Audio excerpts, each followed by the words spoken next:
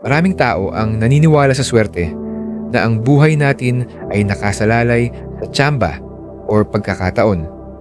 Pero alam mo ba, walang swerte sa pananampalatayang Kristiyano. Sabi sa Kawikaan, chapter 16, verse 9, ang tao ang nagbabalak, ngunit ang Panginoon ang nagpapatnubay. Ibig sabihin, hindi aksidente o tsamba ang nangyayari sa buhay natin. Lahat ay nasa ilalim ng plano ng Diyos.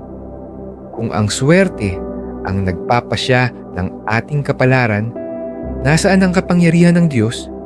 Hindi ba't siya ang may hawak ng lahat? Ang mga pagpapalang natatanggap natin ay hindi galing sa swerte, kundi sa kanyang kabutihan at biyaya.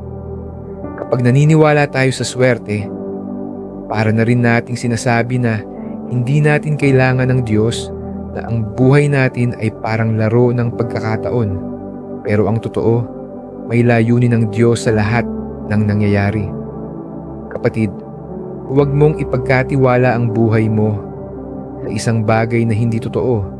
Ilagay mo ang pananampalataya mo sa Diyos. Siya lamang ang may tunay na kapangyarihan upang pagpalain ka.